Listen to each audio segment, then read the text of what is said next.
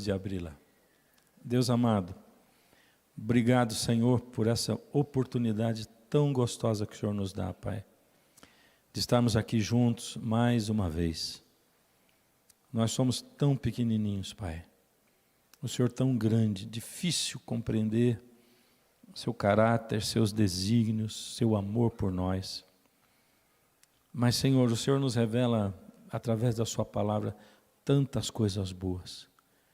Nós precisamos de força, Senhor, para praticar, de discernimento para entender. Por favor, Senhor, nos ajuda a entregar a nossa vida, o nosso coração. Estarmos dispostos a sermos moldados pelo Senhor. Nós vamos abrir a sua palavra. Abre também o nosso coração. Nos dá força para abrirmos o nosso coração. Em nome de Jesus. Amém. Muito bem, o tema geral de hoje, de manhã e à tarde, é Espírito Santo, ou batismo do Espírito Santo. E eu diria que eu renomearia esses dois sermões, colocando nesse tema todo o nome, uma questão de vida ou de morte. Colocaria assim, uma questão de vida ou morte.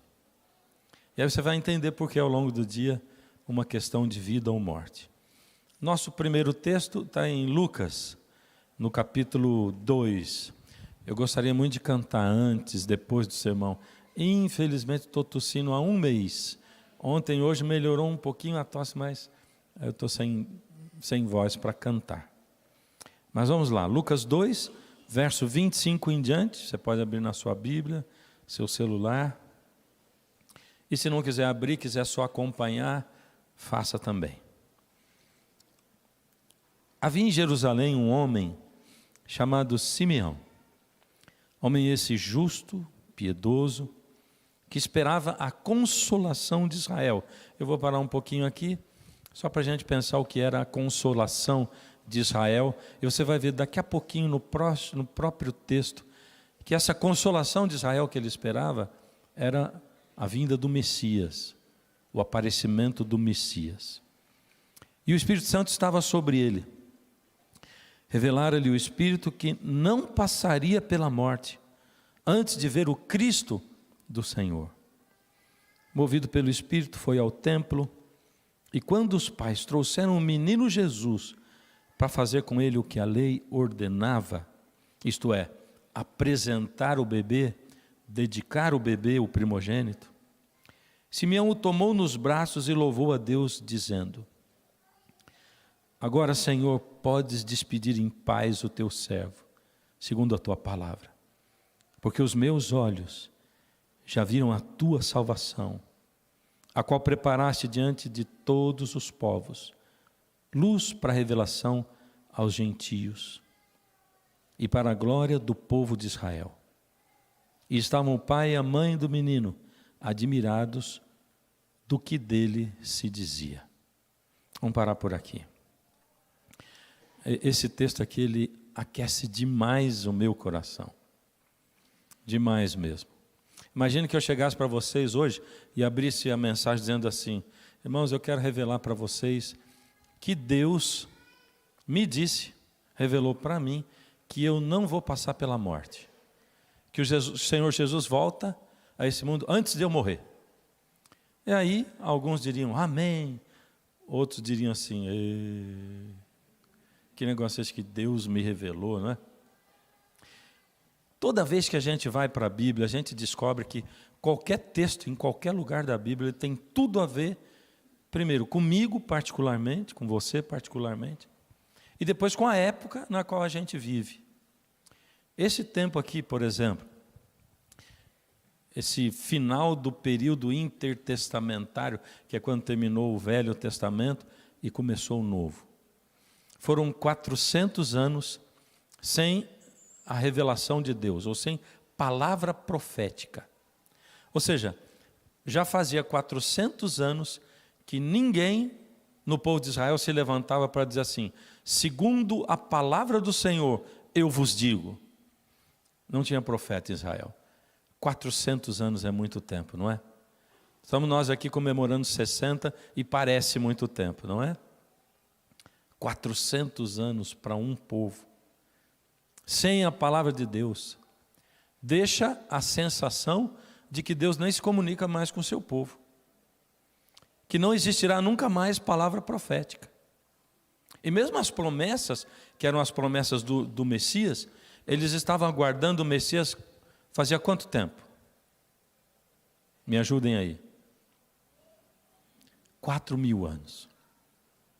O Messias foi prometido lá no Gênesis, quando Deus disse assim para a serpente, e Deus falou do descendente que viria para ferir a cabeça da serpente, a quem a serpente feriria no calcanhar. O seu descendente, o descendente da mulher. Esse era o Messias. Então eles estavam desde o Éden até aquele momento, 4.000 anos esperando a vinda do Messias, a consolação de Israel. E o texto diz que Simeão, o velhinho Simeão, ele aguardava de todo o coração.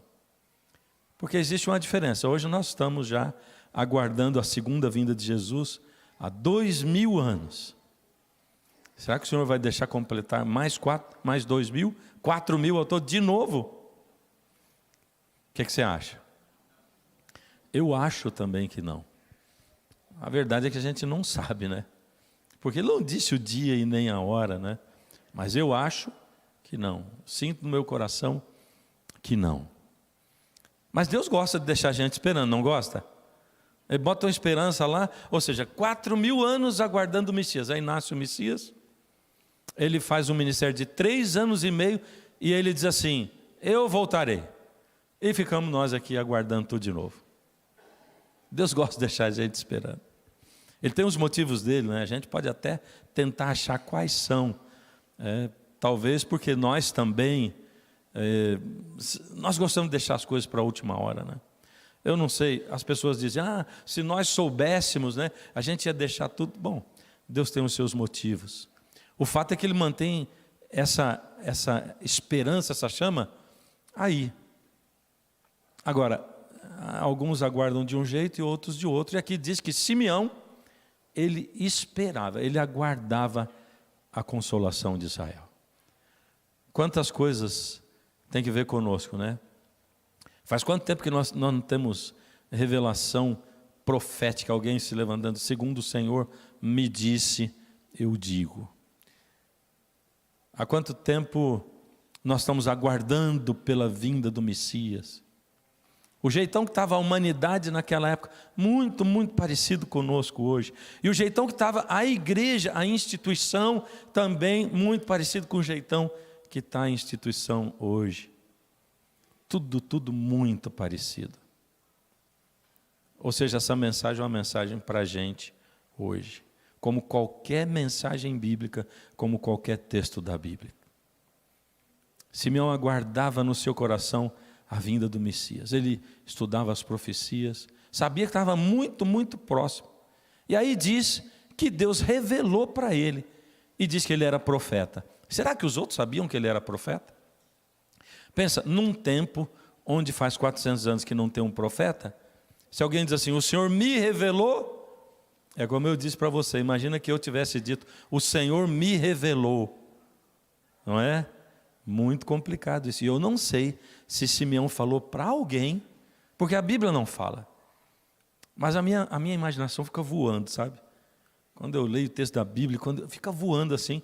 E eu gosto de conjecturar algumas coisas também. Eu tenho essa liberdade, você também tem. Eu só não posso afirmar que foi assim. Mas eu fico pensando, será que ele contou para alguém o que Deus tinha revelado para ele? Porque se ele contou para alguém, a história se espalhou. Porque geralmente se você conta para uma pessoa só, aquela coisa se espalha, né? E se espalhou, eu vou dizer o que eu acho que devia estar acontecendo ali entre os amigos do Simeão. Ou os conhecidos dele. As pessoas gostam muito de se meter na vida dos outros, né? Eu costumo dizer sempre que quando a gente nasce no reino de Deus, Deus dá um presente para a gente, Ele dá um espelho, que é para a gente se olhar, não é? Mas nós somos negociantes aí. E durante a vida da gente, a gente negocia e troca o espelho por um binóculo. E a gente adora ficar espiando a vida dos outros, né? E aí Deus vive insistindo, vamos negociar de novo? Destroca, devolve teu binóculo, pega teu espelho de novo, né?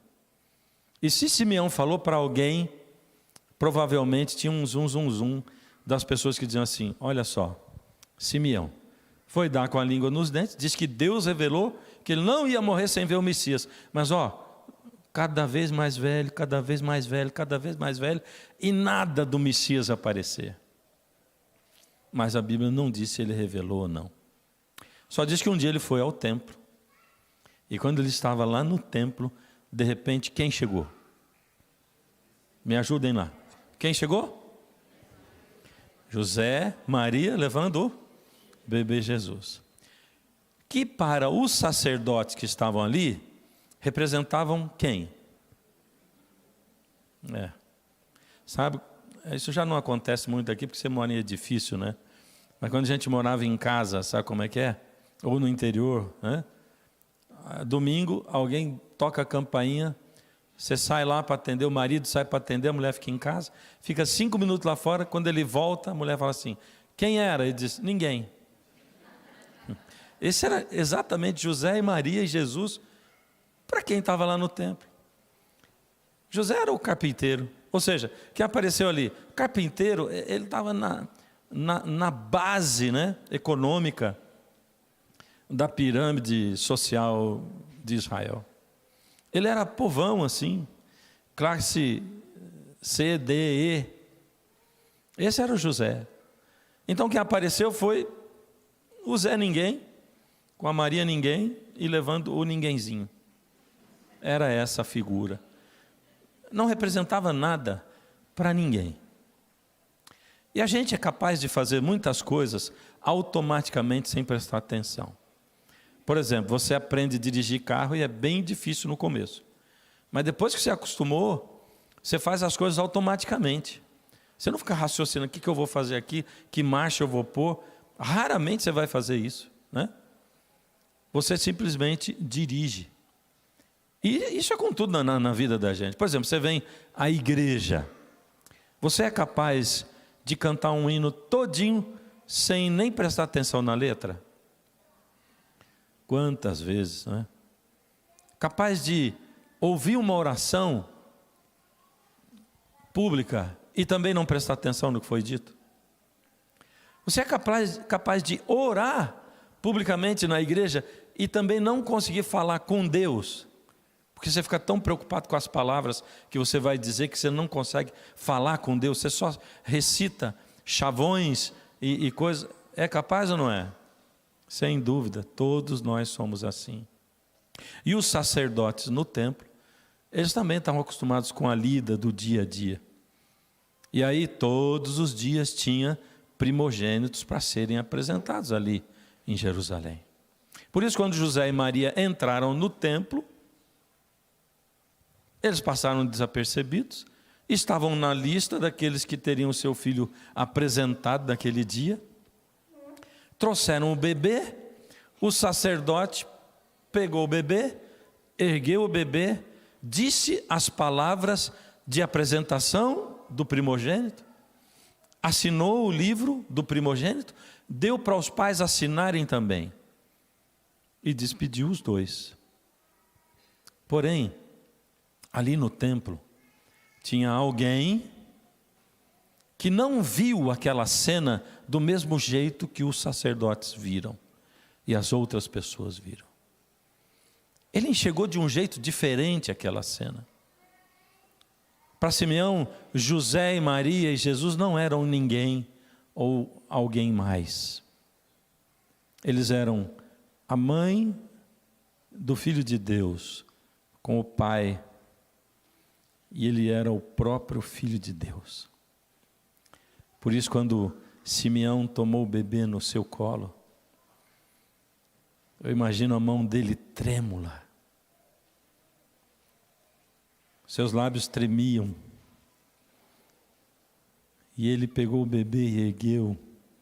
E ele disse: ah, meu Deus, agora sim o Senhor pode despedir em paz o teu servo, porque os meus olhos viram a consolação de Israel, a luz que vai brilhar para todos os povos.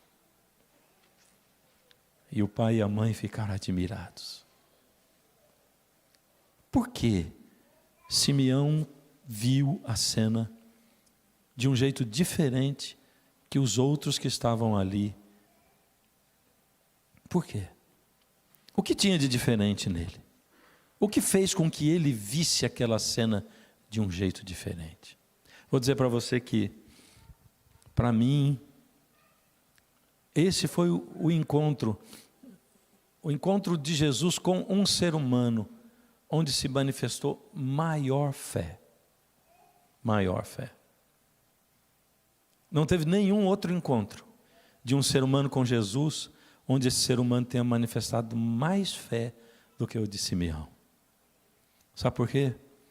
Porque os outros viram Jesus adulto, eles ouviram a pregação de Jesus, presenciaram um milagre, a expulsão de demônio, uma multiplicação de pães e de peixes, a ressurreição de um morto.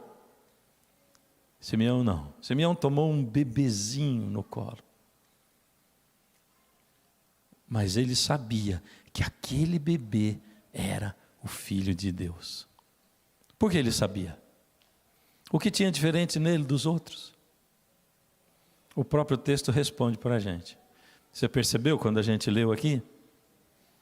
3 vezes está dizendo, olha só, o texto começa assim: havia em Jerusalém um homem chamado Simeão, justo, piedoso, e aí diz assim, e o Espírito Santo estava sobre ele. Verso 26, revelara-lhe o Espírito Santo, que não passaria pela morte sem antes ver o Cristo. E verso 27, movido pelo Espírito, foi ao templo, exatamente naquele dia, naquela hora. E a diferença da visão de Simeão, da mesma cena, era que ele era guiado pelo Espírito de Deus. É porque a gente costuma pensar assim, mas é que ele era profeta. Mas ele era profeta por quê? Ele nasceu profeta? O profeta era alguém que Deus fazia assim, aquele vai ser profeta, é isso? Ou o profeta era alguém que amava tanto a Deus e se aproximava tanto que Deus dizia, eu posso usar essa pessoa. Então o Espírito dirigia a vida de Simeão, o Espírito o guiava. E aí diz que ele era profeta, sim, mas eu não sei se as pessoas sabiam. Aliás, se ele tivesse contado para alguém, eu fico imaginando aqui que as pessoas diriam naquele momento assim, os que viram essa cena, ai meu Deus, o velhinho apelou agora. Imagina, passou tanto tempo, ficou tão velhinho, o Messias não aparece, pegou o primeiro neném, filho do Zé Ninguém com a Maria Ninguém, e disse, agora eu vi o Messias. Pensa bem, loucura completa. É por isso que às vezes as coisas de Deus, na maioria das vezes, parecem loucura aos olhos do ser humano. Mas o Espírito Santo havia revelado a Simeão. E é o Espírito Santo quem faz a gente enxergar que nós não vivemos simplesmente num mundo 3D como o nosso, onde a gente vive, trabalha, se relaciona com pessoas, luta pela vida, onde a gente faz família e depois morre. O Espírito Santo faz a gente ver uma outra dimensão. Ele faz a gente enxergar que quando eu aceito a Jesus no meu coração, eu me torno filho de Deus. E que a partir daí, eu sou um recipiente de Deus, através do qual Deus ilumina o mundo, Deus salga ou tempera a terra e a vida das pessoas. Deus me faz enxergar que eu carrego dentro de mim, apesar de quem eu sou, alguma coisa que vai tocar a vida de um outro ser humano de um jeito diferente, que um ser humano simples não pode tocar. Porque não sou eu quem toca, mas é o Espírito. quão importante é ter o Espírito. Vamos lá, tem 2 textos aí em Romanos 8, 2 versos. Romanos 8. Quão importante é ter o Espírito, ser guiado pelo Espírito, ser batizado pelo Espírito. Romanos 8, verso 14, e aqui diz assim: pois todos os que são guiados pelo Espírito de Deus são filhos de... Ele está dizendo que todos os que são guiados pelo Espírito são filhos de Deus. Agora tem uma pergunta para você pensar. Será que ele está dizendo que quem não é guiado pelo Espírito, quem não é batizado pelo Espírito, não é filho de Deus? O que você acha?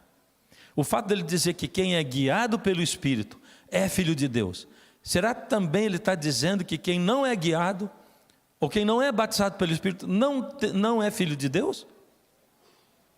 E eu vou dizer para você, o primeiro sentimento nosso é não. Mas olha o que ele tinha dito no verso 9, aí do capítulo 8. Ele diz assim: vós, porém, não estáis na carne, mas no Espírito, se de fato o Espírito habita em vós. E se alguém não tem o Espírito de Cristo, esse tal não é dele. Aí você começa a sentir por que eu disse que é só o começo, não é? Isso aqui é uma questão de vida ou de morte. Ele está dizendo sim que quem não tem o Espírito não é filho de Deus. Aí deixa eu fazer uma pergunta para você. Quantos aqui são batizados na água? Levanta a mão. Que beleza. É importante ser batizado na água? É pouco, médio ou muito importante? Muito importante. Jesus diz assim: quem crê e for batizado será salvo. Eu não está dizendo que quem nunca ouviu falar de Jesus não vai ser salvo, mas está dizendo assim, ó, se você me conheceu, se você creu, eu não espero que você fique comigo a vida inteira, eu quero casar com você, e o casamento para mim é batismo. Quem crê e for batizado será salvo.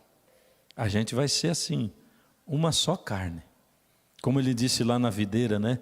Eu em você, você em mim. Vamos estar assim, unidos, uma unidade indissolúvel. Vai ser isso. Agora, não é para levantar a mão agora. Quantos são batizados no Espírito? E o que você pensou? Pode saber que a maioria de nós, pelo menos, fica com dúvida e não consegue levantar a mão. Alguns pensam, pô, mas se eu não levantar agora vai ficar chato. Levanta meio mastro só.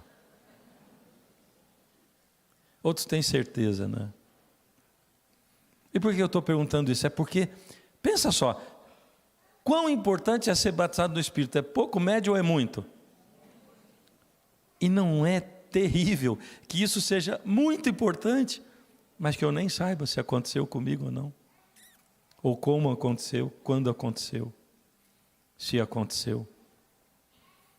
É muito triste, porque se aqui Paulo está dizendo assim que quem não tem o Espírito não é filho de Deus, ele está dizendo assim, você pode estar na igreja, você pode parecer cristão, você pode se esforçar demais, você pode guardar mandamento, você pode fazer um monte de coisa, mas se não tem o Espírito, não é filho de Deus. E aí hoje à tarde, eu quero trocar uma ideia com vocês sobre quando a gente é batizado no Espírito Santo. Como? Por quanto tempo isso dura? É para a vida toda? Para o resto da vida ou não? Já vou adiantar para você que lá em 1 Tessalonicenses 5,19 diz assim, não apagueis o Espírito. Ele pode ser apagado. Não extingais o Espírito, outras traduções. Então está dizendo, peraí, você recebeu sim, quando? Mas ele está aí ainda. Como é que funciona isso? Como é que eu recebo? O que eu preciso fazer para receber o Espírito Santo? Quando é que eu recebo? Eu vou dizer para você, se esse assunto é muito importante. Então, no mínimo, o que eu gostaria de plantar em você hoje aqui é uma tremenda pulga atrás da sua orelha. uma preocupação, um desconforto, um incômodo em relação a esse assunto. Vamos dizer, não um desconforto, não um incômodo, uma fome, melhor assim, uma sede em relação a esse assunto. Para a gente entender isso aqui, eu gosto de me reportar a Ezequiel 37. Vamos lá? Ezequiel 37. Olha só quão importante é ter o Espírito Santo. Ezequiel 37 é um texto muito conhecido, né? Porque é a profecia do vale, é a visão do vale dos ossos secos. E eu amo esse texto. Eu fico imaginando esse texto aqui em 3D, não é? Num cenário meio escuro assim. E o texto começa mais ou menos assim: o Senhor, é o profeta Ezequiel dizendo, o Senhor me levou em visão e me colocou no meio de um vale. E o vale estava cheio de ossos. E eles estavam sequíssimos. Quando a Bíblia chama atenção para algumas coisas assim, né? Por exemplo, quando fala de Sansão, diz que Sansão enfrentou um leão novo.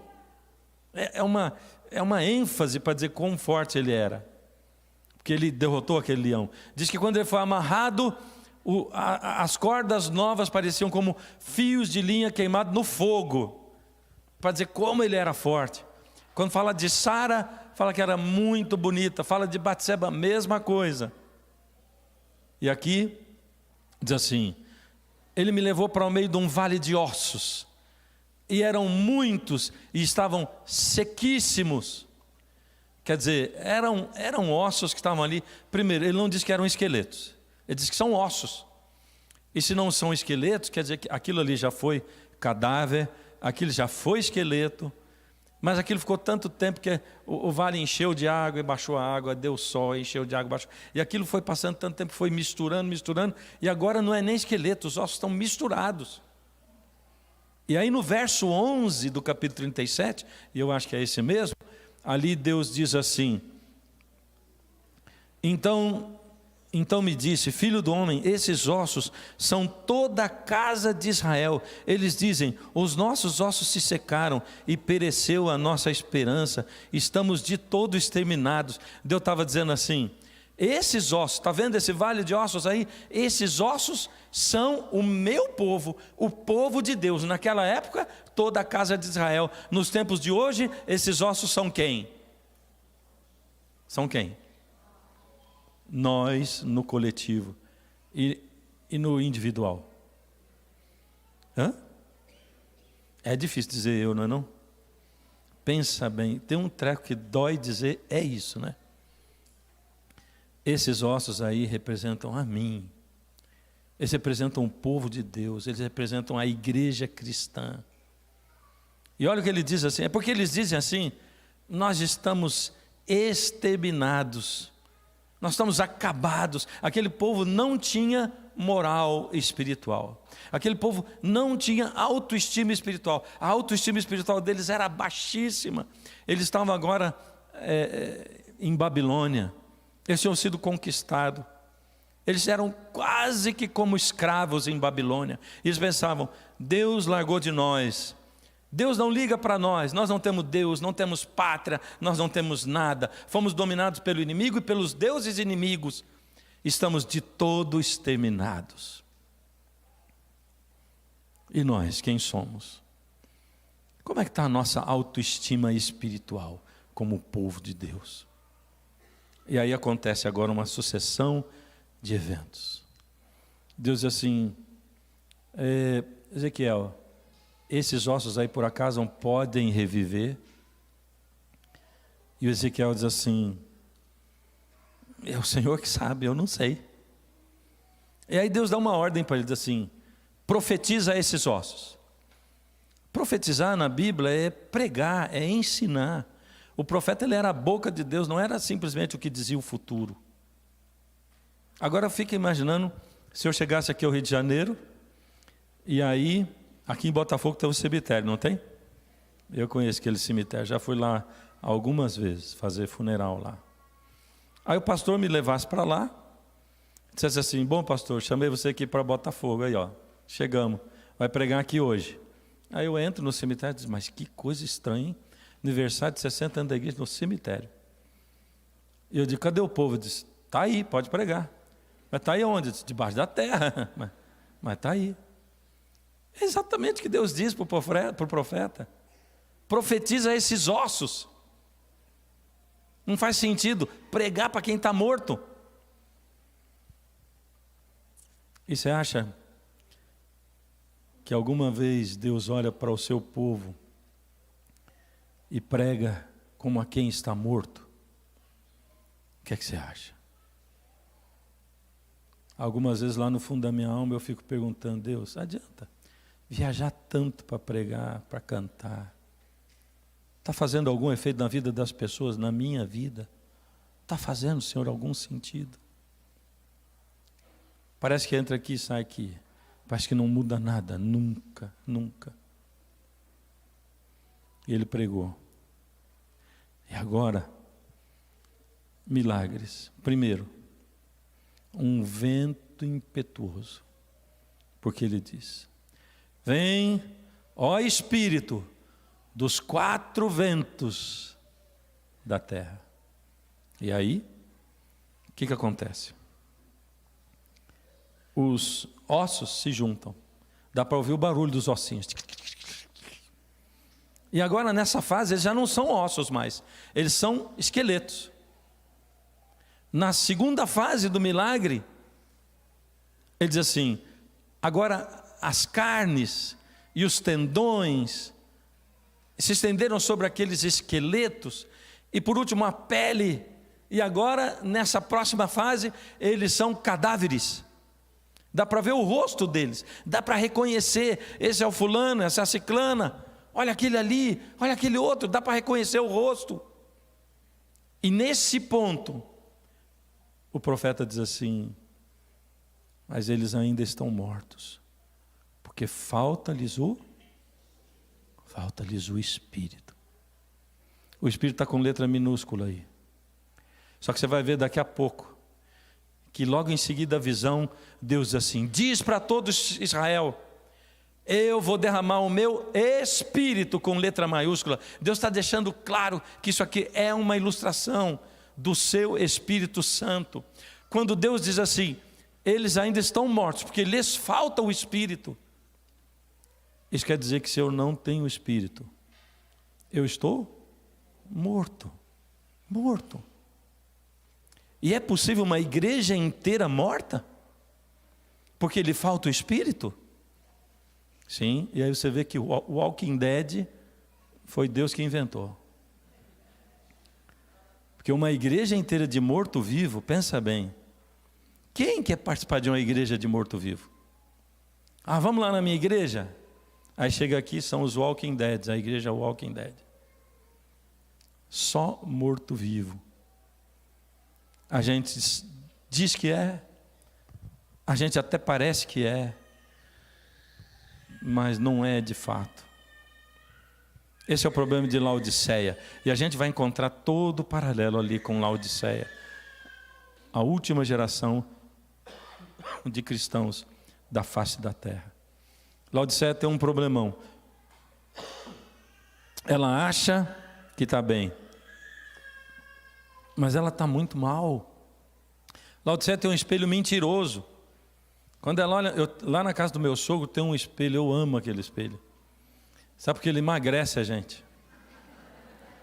Apesar de gostar de ver, eu sei que aquilo é uma mentira danada. Esse é o espelho de Laodiceia. Assim, rico sou e de nada tenho falta. Que tristeza, Laodiceia, você não sabe que você é pobre, cego, miserável e nu. E lá no fim diz assim, quem tem ouvidos ouça, é surda também. Mortos espiritualmente. Só tem uma coisa que pode fazer a gente viver, é o Espírito. O Espírito é o fôlego que faz a gente respirar. O Espírito é o que dá sentido a todo o cristianismo. O Espírito é o que dá sentido à nossa fé, porque Ele torna o nosso Deus, não o Deus do Abraão, do Isaac e do Jacó, mas Ele torna Deus o Deus do Fernando, o Deus de cada um de nós, hoje, não lá naquele tempo, mas hoje. É o Espírito que me guia, Ele que me leva. Ele está dirigindo a minha vida. Mesmo quando todas as coisas parecem que estão indo errado, mas como é que vai errado para alguém que entregou a vida para Jesus? Pode não estar acontecendo do jeito que você planejou, mas errado não está. Mas eu orei, por que está acontecendo isso? É uma boa pergunta, né? Por que o Espírito está me levando assim? E aí a gente encontra o último texto que eu quero citar. Jesus conversando com Nicodemos. Lembra desse encontro? Jesus e Nicodemos. Nicodemos era um tremendo teólogo. Entendia de Bíblia, entendia de profecia, entendia de tudo. Ele estava abalado pela presença de Jesus, porque ele conhecia as profecias. Ele foi o único dos religiosos que teve o coração chacoalhado e que quis ter um encontro com Jesus.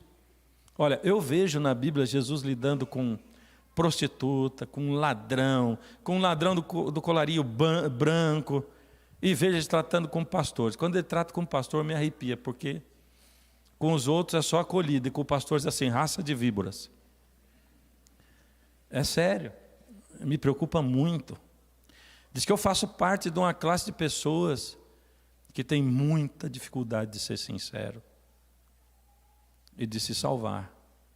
E eu não estou falando isso aqui para você pensar, puxa, ainda bem que existe ele no meio dessa corja. Não, eu estou incluído no meio de todos nós. Aí Jesus encontra com Nicodemos. Nicodemos vem cheio de pompa, tipo assim, Senhor, eu sou grande aqui, mas eu estou me humilhando para vir encontrar o Senhor. Não é isso? Tu és mestre em Israel, esbanjando seu conhecimento. E de repente, Jesus, como eu digo, Jesus vai com 2 pés no peito, assim. É interessante, né? Porque Jesus era um amor em pessoa. Mas muitas vezes ele vai direto ao assunto e diz assim, Nicodemos, esse Nicodemos que está aí, desse aí não sobra nada. Tem que morrer e tem que nascer de novo. E tem que nascer da água e do Espírito. E aí Nicodemos leva um susto e fica muito contrariado e muito chateado mesmo. E ele é sarcástico com Jesus. Diz assim, mas Senhor, como é que eu, sendo velho, vou voltar para a barriga da minha mãe e eu vou nascer de novo? Aí Jesus diz assim, Nicodemos, você não está entendendo. Você está falando de uma coisa e eu estou falando de outra. Você está falando de nascimento carnal. Nascimento carnal, realmente você nasceu da barriga da tua mãe, e todo mundo que existe nesse mundo nasceu de nascimento carnal. Nasceu da barriga da mãe, e não dá para voltar para a barriga da mãe para nascer de novo, para quem ainda tem mãe, não dá. Mas eu estou falando de nascer da água e do Espírito. Você entende, Nicodemos, o que é nascer da água e do Espírito?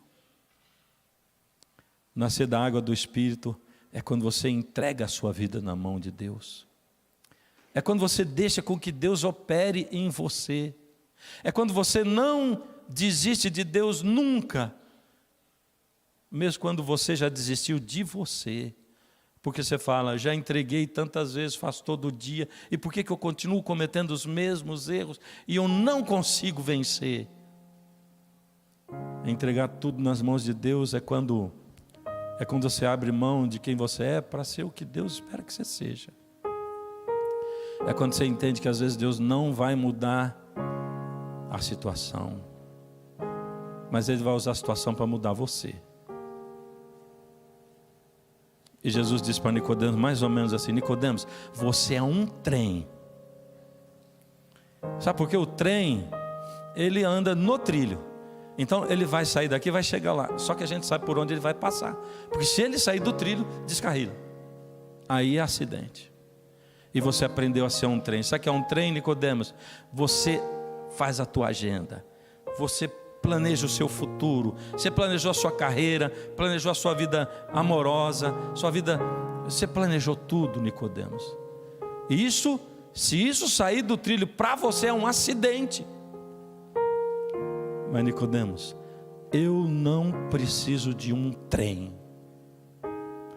eu preciso de um barco à vela. E você tem que transformar esse trem em barco à vela, Nicodemos. Porque o barco à vela, ele sai daqui e ele chega lá. Mas ninguém sabe por onde ele vai passar. Porque é o vento que sopra dele. E o vento leva para cá e leva para lá. Às vezes o vento começa a soprar para trás. E aí a primeira impressão é que você vai dizer assim: mas Senhor, eu preciso ir para lá, é para o céu que eu estou indo. É. Mas então por que eu estou indo para lá? Confia, aproveita a viagem, desfruta. Não esquece que a terra é redonda, se você for para lá, você também vai chegar. Pode demorar um pouco mais, mas vai chegar. Isso é ser guiado pelo Espírito, sabe? O vento sopra onde quer. E aí Deus vai caminhando e vai usando do jeito que Ele quer, não do jeito que a gente pensa. Tempo atrás eu pastoreava a Igreja Central de Curitiba. E se tem um negócio para acabar com a agenda da gente, é um funeral, né? Porque você planejou o dia seguinte todinho, mas morreu fulano, você sabe que seu dia vai ser em torno daquilo ali. E na agenda de um pastor, você não tira as coisas da agenda, elas se acumulam para o outro dia com outras coisas que já estavam marcadas também. Mas era o funeral da mãe de um amicíssimo meu, muito amigo. E aí eu me preparei e tudo, mas eu não desmarquei um compromisso aí do fim da tarde que era muito importante, ao meu ver. E fui, passei o dia com meus amigos, meu amigo e a irmã dele. E aquele dia foi agitado. E foi chegando o finalzinho da tarde. E aí o funeral, disseram assim: olha, não vai ser enterro, vai ser cremação. E vai ser cremado lá no crematório de Campo Largo. Bom, Campo Largo é uma cidade de 40 quilômetros de Curitiba, mais ou menos, onde eu nunca tinha ido. E aí eu pensei: puxa, se eu for lá, o meu compromisso já era. Mas eu pretendia fazer isso e aquilo, e agora? Mas eu passei o dia inteiro aqui, não vou acompanhar lá. E ficou uma luta assim na minha cabeça, né? É uma coisa dizendo, vai lá, e outra dizendo, vai para o teu compromisso e tal. E eu fiquei muito incomodado naquele vale da decisão assim. Para ajudar, começou a chover, final de tarde. E eu fiquei naquela, vou, não vou. Muito contrariado, eu desmarquei meu evento e disse assim, meu compromisso, eu disse, eu vou lá, vai. Saí seguindo o cortejo fúnebre. Aí no segundo, terceiro sinal, eu já me perdi. E o cortejo foi embora e eu fiquei para trás. O trânsito todo parado. E aí mais incomodado, porque daí na consciência fica assim: aí você não foi no teu compromisso, ia ser muito mais útil, você já teve com eles. Agora se perdeu, você vai chegar lá, você nem sabe se já foi essa cremação, e aquela coisa toda. E sabe quando você vai dirigindo contrariado e dá-lhe chuva e dá-lhe trânsito? Eu levei 1 hora para sair de dentro da cidade. E aí, quando eu consegui pegar a estradinha, uns 5 quilômetros antes de chegar na estrada, tinha uma lanchonete, de chegar na cidade, lanchonete de estrada. Parei na lanchonete, e aí eu perguntei para o rapaz, uma moça, assim, onde é o crematório de Campo Largo? Aí ele falou assim, não era bom sinal. Aí a moça falou, você mora lá perto, por que você não leva ele? Ele falou, eu estou trabalhando. Ela falou, falta meia hora, não tem movimento nenhum, isso aqui está chovendo, pede lá para o patrão. Ele falou, se o senhor quiser, lógico, vai lá. Ele foi lá, pediu, o patrão liberou. E agora estava eu no carro com o camarada da lanchonete indo para lá. Passamos dentro da cidade, realmente era complicado. Muitas voltas, pegamos uma estradinha de terra. E já anoiteceu, estava escuro. Andamos. Ele falou, agora o senhor para aqui. Eu falei, chegou? Ele falou, não, aqui eu moro ali, ó. Aí o senhor vai andar mais 1 quilômetro mais ainda na estradinha, mas fica olhando porque do lado esquerdo tem um portão de ferro, assim, cinza, o senhor pode parar ali. Aí eu fui. Quando eu cheguei no portão, os carros estavam todos ali esperando o portão abrir. Eu falei, uau. Eu achei que o funeral já tinha ido todo, mas está todo mundo aqui. O portão abriu, Nós entramos. Saí de dentro do carro, estava agora a garoinha ainda. Corri para dentro ali de uma varanda ali.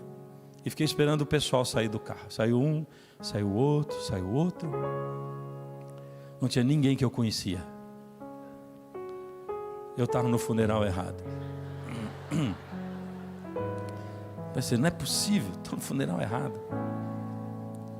Mas daí de repente eu olhei e saiu de dentro de um carro fúnebre, saiu um caixão pequenininho, branquinho. Eu percebi que eu estava no funeral de um bebezinho. Eu perguntei para o rapaz ali, eu falei, escuta, e o funeral da dona fulana? Ele diz assim, o senhor chegou cedo, vai ser daqui 1 hora ainda. É que as pessoas do meu funeral não tinham chegado ainda, eu cheguei antes delas. Aí eu olhei para aquele caixão. Aí pensei que eu tinha chegado 1 hora antes.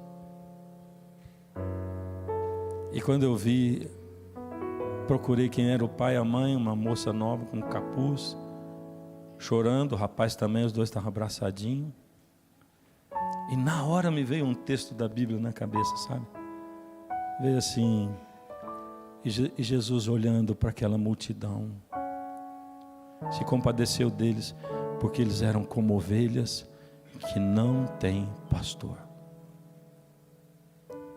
Entendi. Fui lá no casalzinho e disse assim, escuta, vocês têm algum padre, algum pastor, alguém que vai abrir a Bíblia para falar para vocês e orar com vocês? A gente não tem. Vocês aceitam que eu seja o pastor de vocês? Eu sou um pastor da Igreja Adventista do Sétimo Dia. E Deus me mandou aqui para ser o seu pastor hoje. A gente aceita. E tudo aquilo tomou sentido naquela hora, sabe como é que é? Porque Deus tinha planos que eu não tinha. Ele tinha uma agenda que não era a minha agenda. E demorou demais para eu enxergar que Ele estava me preparando para aquela coisa. Acabou aquele funeral, começou a chegar o pessoal do outro funeral.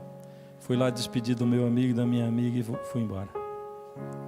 Eu sabia que eu já tinha cumprido aquilo que Deus queria que eu cumprisse ali.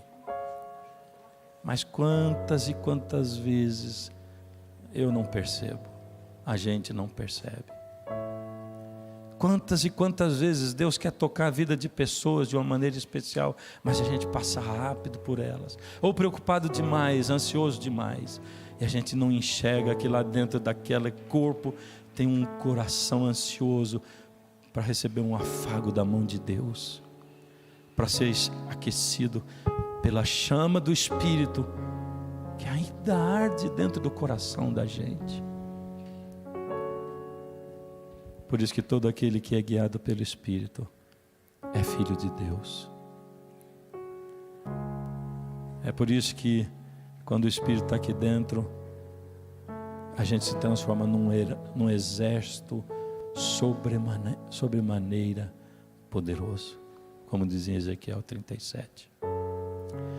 Você e eu não somos menos que isso. Não fomos criados para ser menos que isso.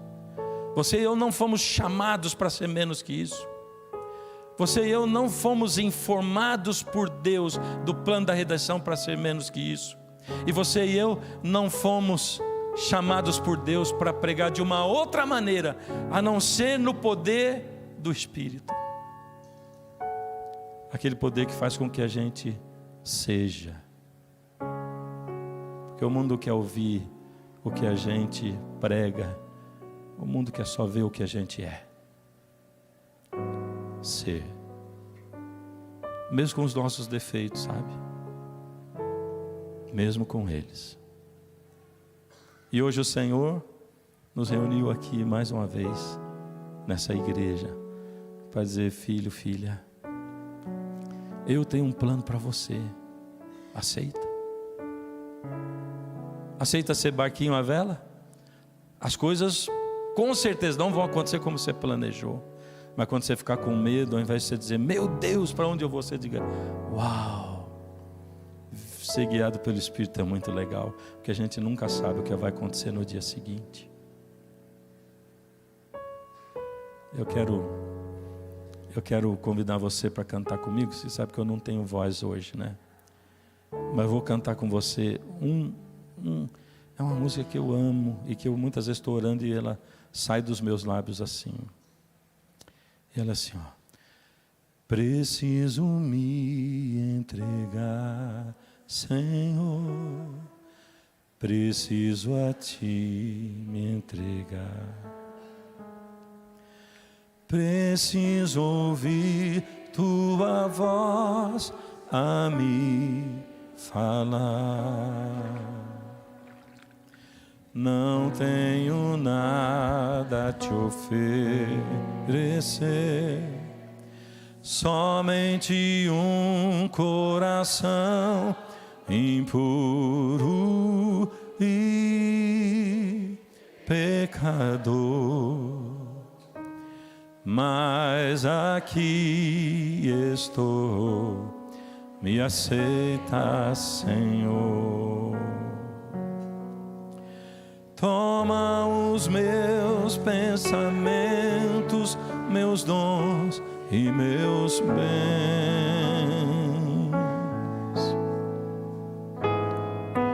Toma o meu coração e tudo que ele tem. Renova, Senhor, meu viver.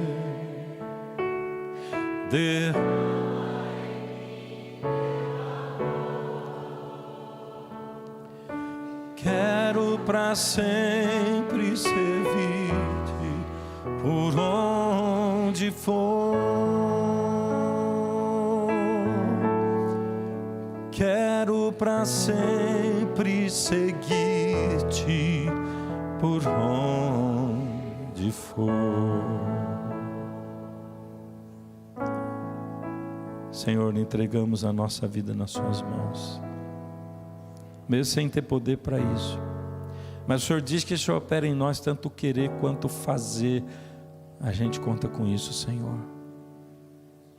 Cada vez que a gente se olha no espelho, tem tanta coisa que tem que mudar.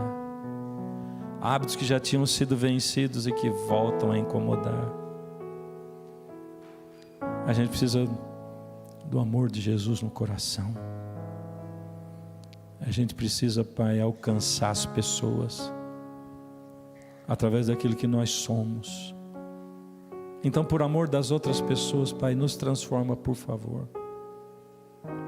Hoje nós temos uma vida se entregando ao Senhor ali no tanque.